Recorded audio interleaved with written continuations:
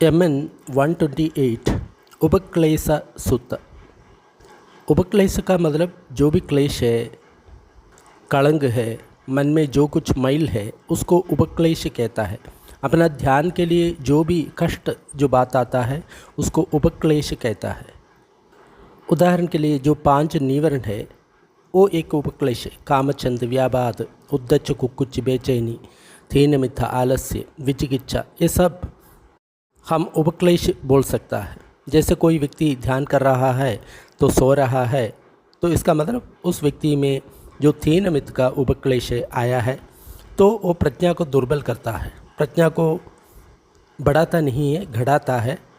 तो जो कुछ जैसा है वो देख नहीं पाएंगे, तो इसी को उपक्लेश ऐसा बोलता है। मैंने ऐसा सुना था, एक समय भगवान कौसंबी पर विहार कर रहे थे। वहाँ पे गोसीदा का जो आश्रम है वहाँ पर विहार कर रहे थे। उस समय कौसंबी का जो भी भिक्षु थे वो परस्पर वाग्वाद करते थे, कलह करते थे, विवाद करते थे और अपने मुंह से दूसरों को घायल करने वाला जो शब्द है उसको बोल देते थे। तब एक भिक्षु भगवान के पास चला गया, भगवान को वंदन किया, एक और साइड में खड़ा हो गया।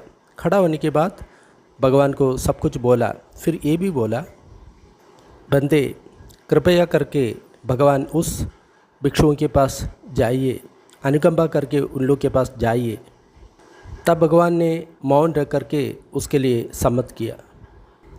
फिर भगवान ने उस भिक्षुओं के पास चला गया और ऐसा कहा, बस भिक्षुओं, ये जो कलह है वो बंद करो, जो भी विवाद है, जो भी झगड़ा है, सब कुछ बंद करो। जब भगवान ऐसा बोला तो एक भिक्षु ने भगवान को ऐसा कहा, बंदे आप ये बात रहने दो, आप भगवान है, धर्म का स्वामी है, आप इसमें मत पड़िए। आप इस जीवन में सुखमय ध्यान करते हुए उस सुख में रहिए। हम लोग को कलह में पड़ा है, विवाद में पड़ा है, झगड़ा में पड़ा है, ऐसा भिक्षु है, ऐसा करके लोग जानने दो। दूसरी बार भी भगवान यही बात बोला, भिक्षुओं आप इस कलह, झगड़ा, विवाद इसको ख़त्म करो। तो वही भिक्षु इसी प्रकार उत्तर दे दिया। तीसरी बार भी भगवान ऐसा कहा तो तीसरी बार भी उस भिक्षु उसी तरफ भगवान को उत्तर दे दिया, बंदे रहने दो, आप भगवान है, धर्म का स्वामी है, आप इसमें मत पड़िए। आप वर्तमान काल जीवन में सुख से आप ध्यान कीजिए। लोग हमें झगड़ालू है, विवाद वाला है, कलह करने वाला है, ऐसे जानने दो। फिर भगवान ने सुबह अपनी चीवर धारण करते हुए, भिक्षापात्र लेते हुए, चीवर लेते हुए कौसंबी में भिक्षाटन के लिए प्रवेश किया। भोजन करने के बाद भिक्षाटन से जब वापस आया तो भगवान ने अपना जो रहने का जगह है वो सही किया। फिर अपने भिक्षापात्र और चीवर ले लिया। फिर वहाँ पे खड़े होकर भगवान ने इस गाथा को बोला। उसका जो अर्थ है मैं यहाँ पे बताऊँगा। संक्षिप्त में उस गाथा का अर्थ बताता हूँ। बहुत लोग एक समय ज़ोर ज़ोर से झगड़ा का बात करता है, लेकिन उन लोग अपने आप को मूर्ख है ऐसा करके नहीं समझ में आ जाता उन लोग को। बहुत लोग पंडित है करके सोचता है, लेकिन जब भी बात करने के टाइम में उन लोग को होश नहीं है। उन लोग मेरा निंदा किया, उन लोग मुझे मारा, उन लोग मेरा लूट लिया। जो भी व्यक्ति ऐसा सोचता है उन लोग का देश कभी ख़त्म नहीं होता। लेकिन कोई भी व्यक्ति ऐसा सोचता है, उन लोग मेरे को निंदा किया, उन लोग मेरे को मारा, उन लोग मुझे चोट पहुंचाया, उन लोग मेरा लूट लिया, ऐसा जो भी व्यक्ति सोच ऐसा मन में नहीं रखता उसका द्वेष खत्म होता है। कभी भी क्रोध को क्रोध से नहीं जीता जा सकता, क्रोध को हमेशा प्यार से ही जीता जा सकता है। यही सनातन नियम है। अगर कुछ व्यक्ति इस बात को नहीं समझता, लेकिन हम लोग जो इस बात को समझता है तो हम अपने आप को नियंत्रण करें, जिससे इस बात ख़त्म हो जाता है। जो लोगों को हड्डी तोड़ता है, लोगों को प्राण हर लेता है, जो पशु अश्व और धन का चोरी करने वाला है, जो राष्ट्र को लूट लेता है, उन लोग भी एक साथ आ जाता है, कभी एक साथ हो जाता है। तो आप लोग भी ऐसा क्यों नहीं करते? आप लोगों को ऐसा साथी चाहिए जो अनुकंपा वाला है, बुद्धिमान है, तो आप सब एक साथ सुख से रह सकता है।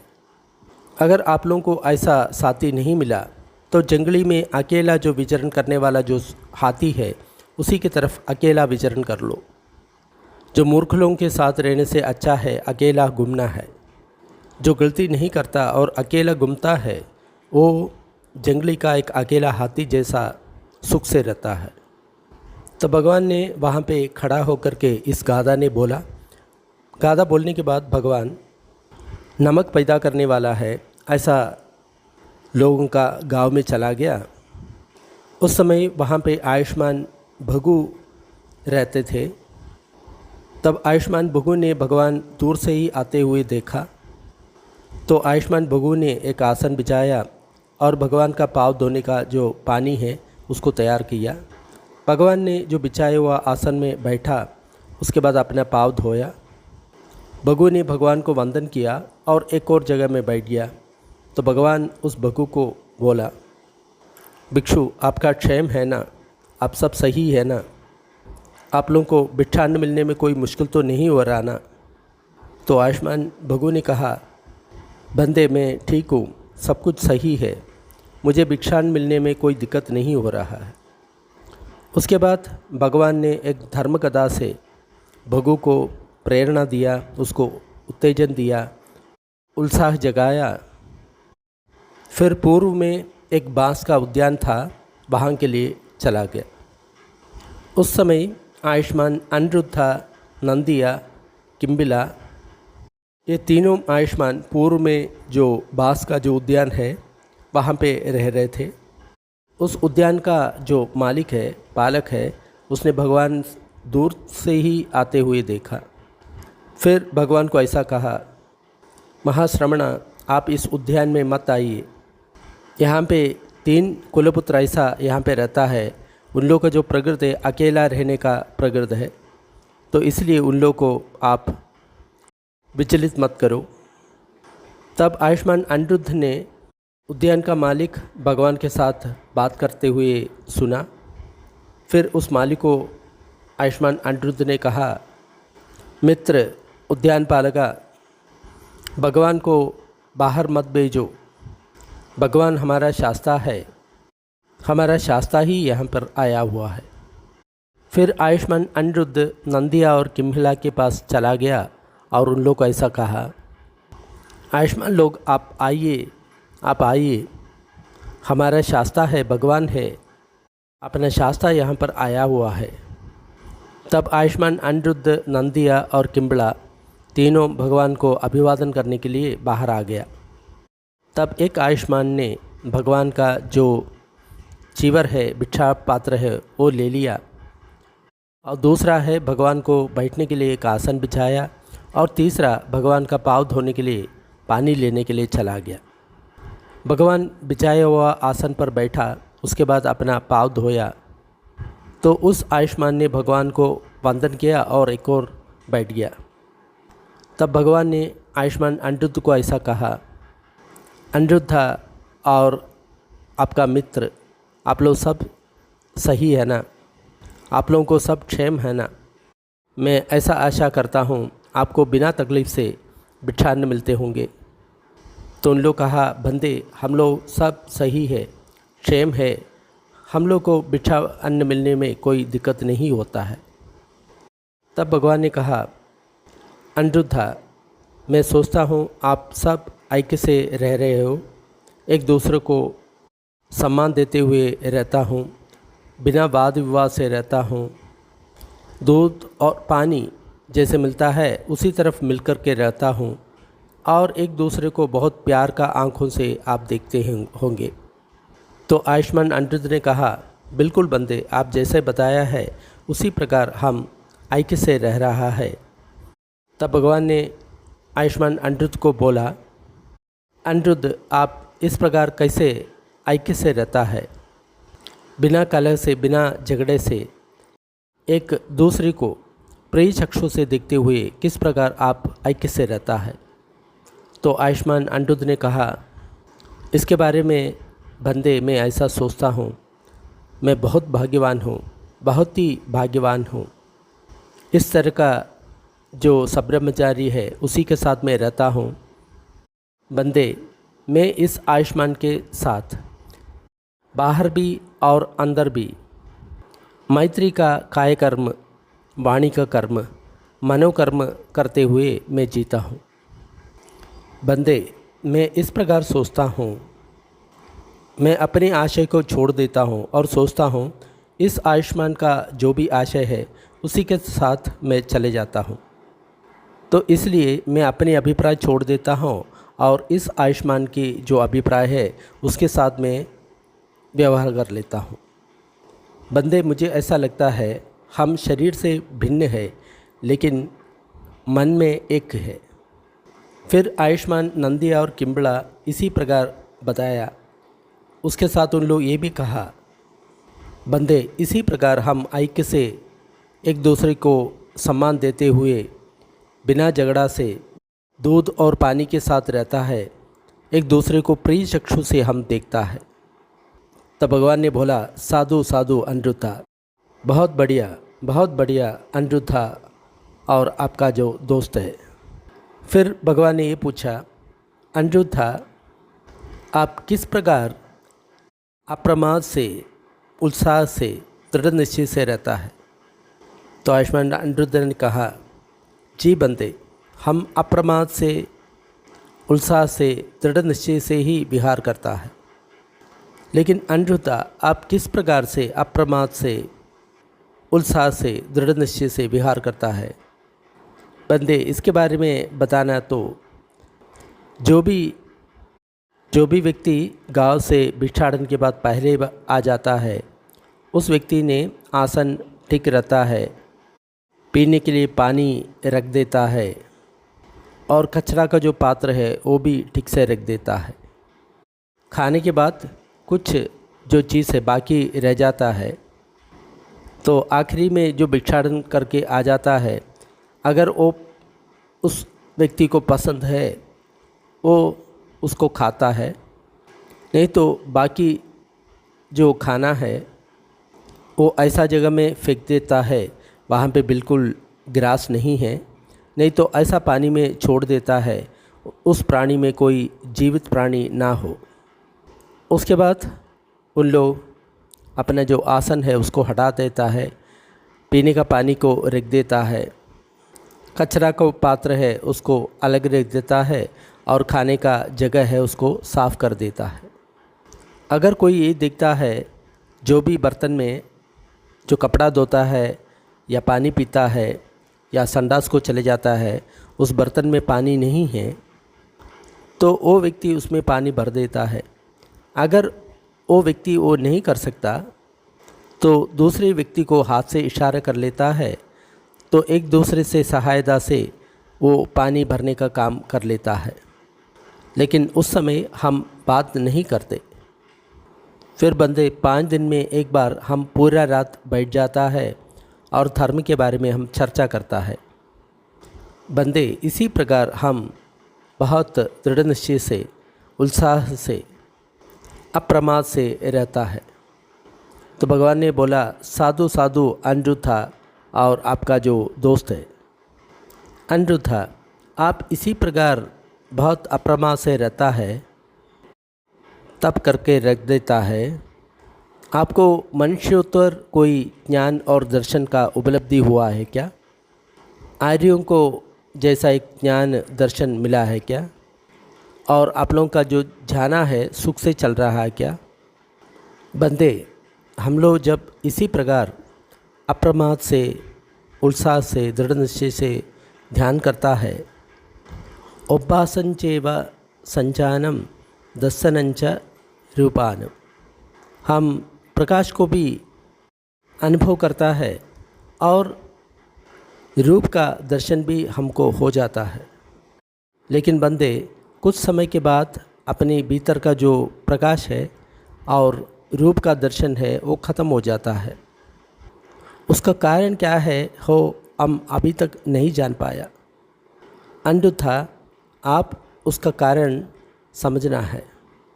अन्यथा मुझे संबोधि प्राप्त करने से पहले मैं बिना संबोधि प्राप्त हुआ एक बोधिसत्व था, लेकिन संबोधि प्राप्त करने के लिए मैं यत्न कर रहा था। मुझे भी ये प्रकाश और रूप का दर्शन हुआ था, लेकिन कुछ समय के बाद भी वो प्रकाश और वो रूप का दर्शन है दोनों गायब हो गया। प्रकाश को यहाँ पर अभासो ऐसा करके कहता है। तब अनिरुद्धा मुझे ऐसा लगा इसका हेतु क्या है, इसका प्रत्यय क्या है, किस कारण इस प्रकाश और रूप का जो दर्शन है ख़त्म हो जाता है। तो मेरे मन में ऐसा उत्तर आया, मेरे मन में विचिकित्सा उत्पन्न हो गया, नहीं तो संशय उत्पन्न हो गया। उसके कारण मेरा समाधि कमज़ोर हो गया। जब मेरा समाधि कमज़ोर हो गया तो जो प्रकाश है और रूप का दर्शन है दोनों ख़त्म हो गया। तो मैं ऐसा निश्चय ले लिया कि मैं प्रयत्न करता हूँ कि मुझ में कभी विचिकित्सा उत्पन्न ना हो, संशय उत्पन्न ना हो। अन्यथा तो इसी प्रकार मैं बहुत दृढ़ निश्चय से, उत्साह से, अप्रमाद से ध्यान किया तो मुझे प्रकाश भी दिखा और रूप का दर्शन भी दिखा। लेकिन बहुत समय नहीं बीता तो वो प्रकाश और रूप का दर्शन दोनों अस्तमय हो गया, ख़त्म हो गया। तब अनिरुद्धा मुझे ऐसा लगा जो प्रकाश है और रूप का जो दर्शन है वो दोनों गायब हो गया, उसका हेतु क्या है, प्रत्यय क्या है।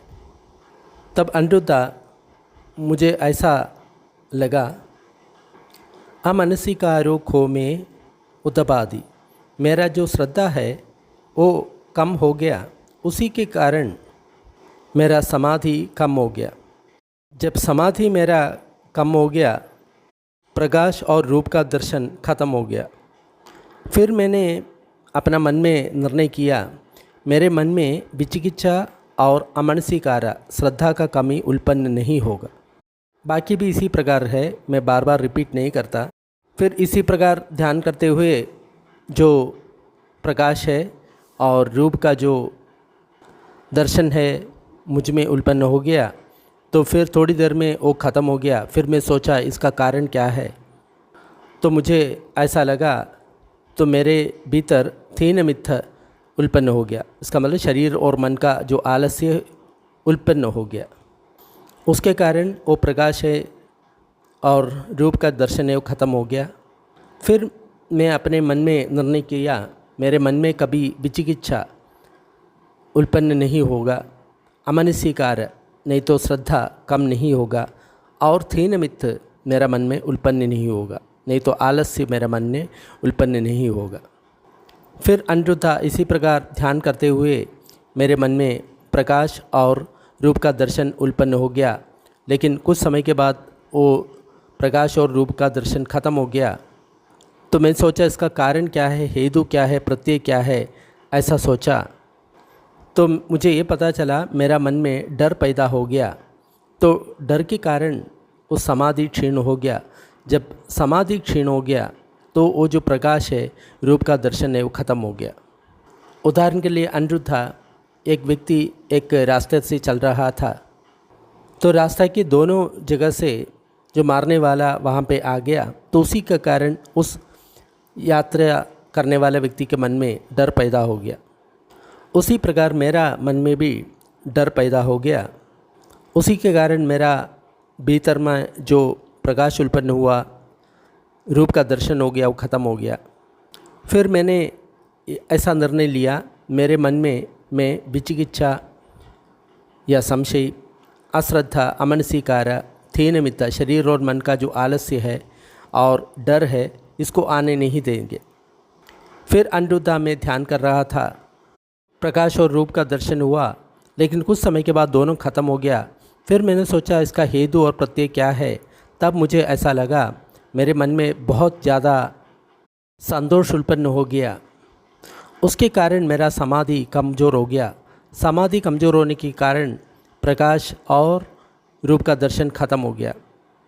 अन्यथा उदाहरण के लिए एक व्यक्ति जो छुपा हुआ निधि है उसको खोज कर रहा था, तो एक ही समय में वो 5 दरवाज़ा उसको देखा। उसी के कारण उसके मन में बहुत ज़्यादा संतोष आ जाता है। उसी प्रकार अन्यथा मेरे भीतर बहुत ज़्यादा संतोष आया था, तो उसी के कारण मेरा समाधि कमज़ोर हो गया, तो जो प्रकाश है और रूप का दर्शन है वो भी ख़त्म हो गया। फिर अन्यथा मैंने ऐसा सोचा, मैं अपने मन में विचिकित्सा या संशय उत्पन्न नहीं करने देगा। अमनसिकार, श्रद्धा नहीं है ऐसा नहीं होगा। थीन मिथ्या, शरीर और मन में जो आलस्य है उसको लेके नहीं आएगा। भय को उत्पन्न नहीं करने देगा और बहुत ज़्यादा संतोष को भी उत्पन्न नहीं करने देगा। फिर अन्यथा मैं ध्यान कर रहा था, प्रकाश और रूप का दर्शन मेरा मन में उत्पन्न हो गया, लेकिन कुछ समय के बाद वो प्रकाश और रूप का दर्शन खत्म हो गया। फिर मैंने सोचा इसका हेतु और प्रत्यय क्या है। तब मुझे ऐसा लगा, मेरा मन में अशांति पैदा हो गया। अशांति पैदा होने के बाद मेरा जो समाधि है क्षीण हो गया, उसी के कारण प्रकाश और रूप का दर्शन खत्म हो गया। तो अन्यथा फिर मैंने ऐसा निर्णय किया, मेरा मन में मैं विचिकित्सा या संशय उत्पन्न नहीं करने दूंगा। अमनसिकार, जो श्रद्धा नहीं है ऐसा करने नहीं दूंगा। थीन मिथ्य, शरीर और मन में आलस्य उत्पन्न नहीं करने देगा। भय उत्पन्न नहीं करने देगा। बहुत ज़्यादा संतोष उत्पन्न नहीं करने देगा। अशांति उत्पन्न नहीं करने देगा। तो ये सब कुछ उपक्लेश है, ऐसा करके हमको समझना है। क्योंकि ध्यान करने के टाइम में अगर मान लो अपने मन में संशय आ रहा है, अपना श्रद्धा कम हो रहा है, शरीर और मन में बहुत आलस्य आ रहा है। बहुत लोग ऐसा है जो बैठते हुए सोता है तो उसको पता नहीं है ये उपक्लेश है करके, और डर पैदा होता है मन में, नहीं तो बहुत ज़्यादा संतोष पैदा होता है, नहीं तो अशांति पैदा होता है। ये सब उपक्लेश है, ऐसा करके हमको समझना चाहिए। फिर अन्यथा मैं ध्यान कर रहा था तो प्रकाश का उत्पन्न हो गया और रूप का दर्शन हो गया, लेकिन थोड़ी देर में वो ख़त्म हो गया। फिर मैंने सोचा इसका हेतु और प्रत्यय क्या है। तब मुझे समझ में आ गया, बहुत ज़्यादा वीर्य मुझ में उत्पन्न हो गया, तो उसी के कारण मेरा समाधि कमज़ोर हो गया। तो समाधि कमज़ोर हो गया तो रूप और दर्शन दोनों खत्म हो गया। उदाहरण के लिए अन्यथा कोई व्यक्ति एक बटेर पक्षी को अपने हाथ से बहुत दबा के पकड़ेगा तो वो मर जाएगा। एक जंगली मुर्गा है उसको बटेर करके कहता है, इंग्लिश में कोयल ऐसा करके कहता है। तो फिर मैंने अपने मन में निर्णय लिया, मेरे मन में विचिकित्सा, अमनसिकार, थीन मिथ्या, डर, बहुत ज़्यादा संतोष, बहुत ज़्यादा अशांति, बहुत ज़्यादा वीर्य मेरे मन में उत्पन्न नहीं होगा। जब अपना जो वीर्य है, प्रयत्न है, वो भी बिगड़ जाता है तो समाधि कमज़ोर हो जाता है। जैसे हम बेचैनी का अनुभव कर रहा है, उस समय हम और वीर्य लगाएगा तो अपना बेचैनी और बढ़ जाएगा। तो वीर्य कितना प्रयोग करना चाहिए वो अनुभव से हमारा समझ में आ जाएगा। फिर अन्यथा मैं ध्यान कर रहा था तो मेरे मन में प्रकाश और रूप का जो दर्शन है उत्पन्न हो गया, थोड़ी देर में ख़त्म हो गया। फिर मैंने सोचा उसका हेतु और प्रत्यय क्या है। तब मुझे ये समझ में आ गया, मेरे वीर्य कमज़ोर है तो इसी के कारण मेरा समाधि कम हो गया। समाधि कम होने के कारण वो जो प्रकाश है और रूप का दर्शन है ख़त्म हो गया। तो पहले वीर्य ज़्यादा हो गया, उसी के कारण जो समाधि कमज़ोर हो गया। अभी वीर्य कम हो गया, उसी के कारण समाधि कम हो गया। तो जो वीर्य है, प्रयत्न है, वो सही प्रकार से हमको लगाना है। उदाहरण के लिए अन्यथा एक व्यक्ति एक बटेर पक्षी को अपने हाथ से बहुत ढीला पकड़ेगा तो वहाँ से उड़ करके चले जाएगा। तो फिर अन्यथा मैंने ये निर्णय लिया, मेरे मन में विचिकित्सा उत्पन्न नहीं करने देगा, अमनसिकार उत्पन्न नहीं करने देगा, थीन मिथ्या उत्पन्न नहीं करने देगा, डर पैदा करने नहीं देगा, बहुत ज़्यादा संतोष पैदा नहीं करने देगा, अशांति पैदा नहीं करने देगा, बहुत ज़्यादा वीर्य पैदा करने नहीं देगा, बहुत कम वीर्य होने नहीं देगा। फिर अन्यथा मैं ध्यान कर रहा था, मेरा मन में प्रकाश और रूप का दर्शन उत्पन्न हो गया। फिर थोड़ी देर में वो ख़त्म हो गया। फिर मैंने सोचा क्यों ख़त्म हो गया, तब मुझे ये समझ में आ गया मेरे मन में अभिज्ञा यानी आसक्ति या राग उत्पन्न हो गया। तो इस अभिज्ञा के कारण या राग के कारण मेरा समाधि कमज़ोर हो गया। तो फिर मैंने निर्णय ले लिया मेरे मन में विचिकित्सा उत्पन्न नहीं करने देगा, अमनसी कार्य उत्पन्न नहीं करने देगा, थीन मिथ्या उत्पन्न नहीं करने देगा, भय उत्पन्न नहीं करने देगा, बहुत ज़्यादा संतोष उत्पन्न नहीं करने देगा, अशांति पैदा नहीं करने देगा, बहुत ज़्यादा वीर्य उत्पन्न करने नहीं देगा, बहुत कम वीर्य उत्पन्न नहीं करने देगा, अभिज्ञा या आसक्ति उत्पन्न नहीं करने देगा। फिर अनिरुद्धा में जब ध्यान कर रहा था मेरे मन में प्रकाश उत्पन्न हो गया, रूप का दर्शन उत्पन्न हो गया, थोड़ी देर में वो ख़त्म हो गया। फिर मैंने सोचा उसका हेतु और प्रत्यय क्या है, तब मुझे ये पता चला नानात्व संज्ञा मुझ में उत्पन्न हो गया। इसका मतलब अपना जो संज्ञा एक ही काम करना चाहिए, जैसे अनिच्छा है, दुखा है, अनता है, उसी प्रकार काम करना चाहिए, लेकिन अपना संज्ञा विविध प्रकार से वहाँ पे काम कर रहा है, बहुत तरह का चिंता अपने मन में उत्पन्न होता है। तो उसी के कारण भी इस नानात्व संज्ञा के कारण भी अपना समाधि क्षीण हो जाता है। समाधि क्षीण हो जाता है तो जो प्रकाश है और रूप का दर्शन है वो ख़त्म होता है। तो फिर मैंने ये निर्णय लिया मेरे मन में विचिकित्सा, अमनसी कार्य, थीन मिथ्या, भय, बहुत ज़्यादा संतोष, अशांति, बहुत कम वीर्य, बहुत ज़्यादा वीर्य, आसक्ति और नानात्व संज्ञा को मैं उत्पत्ति नहीं करने देगा। तो समझना चाहिए हम ध्यान करने के टाइम में जितना भी चीज़ आता है सब उपक्लेश है, ध्यान को कम करने वाला है, ध्यान को ख़त्म करने वाला है, ऐसा करके हमको समझ में आना चाहिए। ये उपक्लेश आया है तो इसको कैसे ख़त्म करना चाहिए, ऐसा करके हमको करना है। फिर अनिरुद्धा इस प्रकार बहुत अप्रमाद से, उत्साह से, दृढ़ निश्चय से मैं ध्यान कर रहा था। तब मुझे प्रकाश और रूप का दर्शन मिला था, लेकिन कुछ समय के बाद वो प्रकाश और रूप का दर्शन ख़त्म हो गया। फिर मैंने सोचा इसका हेतु क्या है, प्रत्यय क्या है। तो मुझे ऐसा लगा बहुत ज़्यादा मैंने कंसंट्रेशन कर रहा था, मन में जो रूप का उत्पन्न हो गया उसमें बहुत ज़्यादा मैंने कंसंट्रेशन किया, श्रद्धा केंद्रित किया, एंड उसी के कारण मेरा समाधि कमज़ोर हो गया। समाधि कमज़ोर होने के बाद मेरा जो प्रकाश है, रूप का दर्शन है, ख़त्म हो गया। फिर मेरा मन में मैं ऐसा निर्णय लिया मेरे मन में विचिकित्सा को उत्पन्न नहीं करने देगा, अमनसिकार को उत्पन्न नहीं करने देगा, थीन मिथ्या को उत्पन्न नहीं करने देगा, भय को उत्पन्न नहीं करने देगा, बहुत ज़्यादा संतोष को उत्पन्न नहीं करने देगा, अशांति को उत्पन्न नहीं करने देगा, बहुत ज़्यादा वीर्य को उत्पन्न नहीं करने देगा, बहुत कम वीर्य को उत्पन्न नहीं करने देगा, अभिज्ञा नहीं तो आसक्ति को उत्पन्न नहीं करने देगा, नानात्व संज्ञा को उत्पन्न नहीं करने देगा, और बहुत ज़्यादा कंसंट्रेशन भी मेरा मन में उत्पन्न नहीं करने देगा।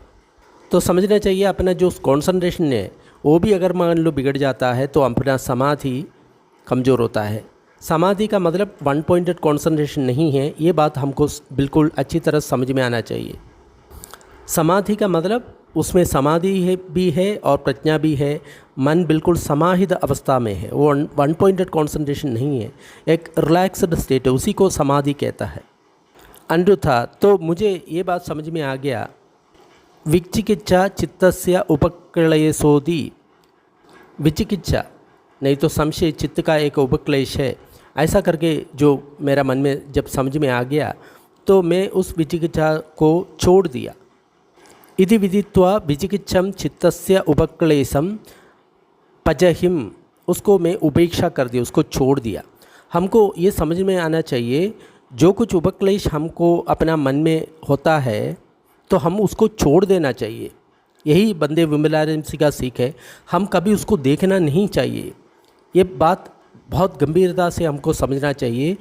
जो पंच निवरण अपने मन में आ जाता है और जो कुछ उपक्लेश आता है उसको हम तुरंत उसको छोड़ना है, उसको कभी देखना नहीं है। जब हम उसको देखता है तो उसका जो बल है वो बढ़ जाता है, लेकिन उसको उपेक्षा करता है, पजहदी उसको उपेक्षा करता है तो उसका वीर्य कम हो जाता है, तो उसके कारण अपना साधना में प्रोग्रेस हो जाता है। तो बहुत साधक बहुत साल तक काम करने के बाद भी उसका जो प्रोग्रेस नहीं होता, इसका कारण ये है वो निवरण को उपेक्षा नहीं करता, उसको छोड़ता नहीं है, उसको देखता रहता है, उसमें डूबा रहता है, तो उसका कारण उसको प्रोग्रेस नहीं होता। उदाहरण के लिए बहुत जो ध्यान गुरु है बैठ करके ध्यान करता है तो उस समय वो सो जाता है, थीन मिथ्या आ जाता है, लेकिन वो उपक्लेश है, उसको ऐसा करके उसको मन में समझ में नहीं आया तो उसको छोड़ने के लिए कोशिश नहीं करता, तो उसका उपक्लेश बढ़ते जाता है, उसका प्रज्ञा कम होते जाता है। इसी प्रकार अन्यथा मुझे ऐसा लगा अमनसिकारा, श्रद्धा नहीं है, वो उपक्लेश है, तो उस अश्रद्धा को मैंने पजह दी, उसको मैंने छोड़ दिया। ऐसा ही थीन मिथ एक उपक्लेश है, ऐसा करके मेरा समझ में आ गया तो उसको भी मैंने छोड़ दिया। और डर एक उपक्लेश है, ऐसा करके समझ में आ गया तो उस डर को भी मैंने छोड़ दिया। और बहुत ज़्यादा जो संतोष है वो भी एक उपक्लेश है, ऐसा करके समझ में आ गया तो उसको भी छोड़ दिया। और बहुत ज़्यादा अशांति है वो भी एक उपक्लेश है करके समझ में आ गया तो उसको भी मैं छोड़ दिया। बहुत ज़्यादा वीर्य है उसको भी उपक्लेश है करके समझ में आ गया तो वो भी छोड़ दिया। बहुत कम वीर्य है वो भी एक उपक्लेश है करके समझ में आया तो उसको भी मैं छोड़ दिया। और अविद्या नहीं तो आसक्ति या राग वो भी उपक्लेश है, ऐसा करके समझ में आ गया तो उसको भी छोड़ दिया। नानात्व संज्ञा वो भी उपक्लेश है, ऐसा करके जान लिया तो उसको भी मैंने छोड़ दिया। अंधता फिर मैं अप्रमाद से, उत्साह से, दृढ़ निश्चय से ध्यान करता था तो उस समय मुझे सिर्फ प्रकाश ही दिख पाया, लेकिन रूप में नहीं देख पाया। नहीं तो कुछ समय ऐसा होता है अन्यथा मैं रूप को देखता हूँ लेकिन प्रकाश को मैं जान नहीं पाता। इसी प्रकार पूरा रात बीत गया, पूरा दिन बीत गया, पूरा दिन और रात बीत गया। फिर मैंने सोचा इसका कारण क्या है, इसका प्रत्यय क्या है, हेतु क्या है, प्रत्यय क्या है। तो भगवान ने यहाँ पर खुद को प्रश्न पूछने के लिए प्रेरित कर लेता है। यही बंदे विमलारम से बोलता है, अगर मान लो हमारा साधना में कोई कमज़ोर आ गया तो हम अपने आप को प्रश्न पूछना है इसका कारण क्या है। तो थोड़ी देर में अपने जो अंदर का जो उत्तर है वो आ जाता है, वो सही उत्तर होगा। फिर मुझे ऐसा लगा यस्मिन् हि खो अहम समये रूप निमित्तम अमनसी कारित्वा उभास निमित्तम मनसी करोमि उभासन ही खो तस्मिन् समये संजानामि न च रूपानि पश्यामि। जिस समय मैं अपने मन में जो कुछ रूप उत्पन्न हो गया उसी में श्रद्धा केंद्रित नहीं करता, लेकिन सिर्फ जो प्रकाश में श्रद्धा केंद्रित करता है, तब मुझे प्रकाश ही दिखने लगता है लेकिन रूप मैं देख नहीं पाता। लेकिन जब मैं प्रकाश में अपना श्रद्धा केंद्रित नहीं करता, रूप में ही अपना श्रद्धा केंद्रित करता है, तब मैं रूप को ही देख पाता हूँ, प्रकाश को नहीं देख पाता। इसी प्रकार पूरा रात चला, पूरा दिन चला, पूरा दिन रात इसी प्रकार चला। फिर अनिरुद्धा इसी प्रकार अप्रमाद से, उत्साह से, दृढ़ निश्चय से जब मैं काम करता था, बहुत कम प्रकाश और बहुत कम रूप मुझे दिखाई देगा, नहीं तो बहुत ज़्यादा प्रकाश और बहुत ज़्यादा रूप दिखाई देने लगा। ये पूरा रात चला, पूरा दिन चला, पूरा दिन रात इसी प्रकार चला। फिर मैंने सोचा बहुत कम प्रकाश और बहुत कम रूप देखने का हेतु क्या है, प्रत्यय क्या है, या बहुत ज़्यादा प्रकाश या बहुत ज़्यादा रूप देखने का हेतु क्या है, प्रत्यय क्या है। तब अन्यथा मेरे मन में ये विचार आया, जब मेरा समाधि कमज़ोर हो जाता है तो मेरा देखना भी कमज़ोर हो जाता है। यहाँ पे देखना का मतलब अंदर का जो मन से जो देखता है वो भी कमज़ोर होता है। जब अंदर का जो देखना कमज़ोर होता है, परित चक्षु, तो मैं अंदर का जो प्रकाश भी है, रूप भी है, वो भी सीमित या बहुत कम देखने लगता है। लेकिन मेरा जो समाधि है अप्रमाण होता है, इसका मतलब बहुत ज़्यादा हो जाता है, तब मेरा अंदर का जो चक्षु है वो भी बहुत ज़्यादा है। उसी के कारण मैं बिना सीमा का जो प्रकाश है वो देख पाता है, आनंद प्रकाश देख सकता है और आनंद रूपों का भी दर्शन हो जाता है। इसी प्रकार एक पूरा रात बीता, एक दिन बीता, दिन रात बीता। फिर अनिरुद्धा मुझे ऐसा लगा जो विचिकित्सा है या संशय है चित्त का उपक्लेश है, ये जान करके मैंने विचिकित्सा चित्तस्य उपक्लेशो पहीनो, चित्त का जो उपक्लेश है विचिकित्सा उसको मैंने ख़त्म कर दिया। अमनसिकार चित्त का उपक्लेश ऐसा समझ करके अमनसिकार को मैंने ख़त्म किया। थीन मित्त चित्त का उपक्लेश है ऐसा करके थीन मित्त को चित्त से ख़त्म किया। भाई चित्त का उपक्लेश है, बहुत ज़्यादा संतोष चित्त का उपक्लेश है, अशांति चित्त का उपक्लेश है, बहुत ज़्यादा वीर चित्त का उपक्लेश है, बहुत कम वीर चित्त का उपक्लेश है, अभिज्ञा नहीं तो आसक्ति चित्त का उपक्लेश है, नानत संज्ञा चित्त का उपक्लेश है, बहुत ज़्यादा कंसंट्रेशन चित्त का उपक्लेश है। ये सब जान करके मैंने उस सारा उपक्लेश को मैंने ख़त्म किया। फिर मैंने ऐसा सोचा, मैंने चित्त का सारा उपक्लेश को ख़त्म कर दिया। अब मैंने 3 प्रकार से मैं समाधि का अभ्यास करूँगा। सोको अहम अनिरुद्धा सवितक्कं भी सविचारम समाधिम भाविस्सामि। वितर्क के साथ विचार के साथ समाधि में भावना करता हूँ। अवितक्कं भी विचारमत्तं समाधिम भावेसिम। वितर्क के बिना सिर्फ विचार के साथ मैं समाधि का अभ्यास करता हूँ। अवितक्कं भी अविचारम समाधिम भावेसिम, जहाँ पे वितर्क भी नहीं है विचार भी नहीं है ऐसा समाधि को मैं अभ्यास करता हूँ। सब प्रीतिकं भी समाधिम भावेसिम, प्रीति के साथ मैं समाधि का अभ्यास करता हूँ। निप्रीतिकं भी समाधिम भावेसिम, बिना प्रीति के साथ मैं समाधि का अभ्यास करता हूँ। साध सहगतम भी समाधिम भावेसिम, सुख का साथ भी समाधि का अभ्यास कर लेता हूँ। उपेक्षा सहगतम भी समाधिम भावेसिम, उपेक्षा का साथ भी मैं समाधि का अभ्यास कर लेता हूँ। इसका मतलब ये जो 4 जाना है उसी का ही भगवान अभ्यास कर रहा है, क्योंकि यहाँ पर वितर्क भी है, विचार भी है और प्रीति भी है, सुख भी है, फिर वो सब छोड़ कर के उपेक्षा भी है। अनिरुद्धा में इसी प्रकार मैंने भावना जब अभ्यास किया, मेरे मन में ज्ञान और दर्शन का उत्पन्न हो गया, यानी मुझे निर्वाण का प्राप्त हो गया। अकुप्पा में छेदो विमुक्तिम, मेरा चित्त का जो विमुक्ति है वो बिना हिलते हुए है। ये मेरा अंतिम जन्म है और मेरा पुनर्जन्म नहीं हो सकता, भगवान यही बताया है। तब आयुष्मान अनिरुद्ध ने भगवान जो कुछ बताया उसमें तृप्त हो गया, संतुष्ट हो गया। उपक्लेश सूत्रम निश्चितम, तो इस ऋतु में बिल्कुल क्लियर है, जब तक हमारा मन का जो उपक्लेश है हम ख़त्म नहीं करता तब तक हम ध्यान में प्रवेश नहीं कर सकता। जब तक हम ध्यान में प्रवेश नहीं कर सकता तब तक हमको निर्वाण का प्राप्ति नहीं होगा। सूत्र अच्छा लगा तो लाइक और शेयर करें। ऐसा सूत्र डिस्क्रिप्शन बॉक्स में और उपलब्ध है। थोड़ी देर पुण्य वितरण का अभ्यास करेंगे। सभी दुखियारे प्राणी दुख विमुक्त हो, सब भयभीत प्राणी भय विमुक्त हो, सब प्राणियों को मुक्ति मिले। हमारा इस पुण्य कर्म में सब भागीदार हो, इससे सब प्राणियों को सुख शांति मिले।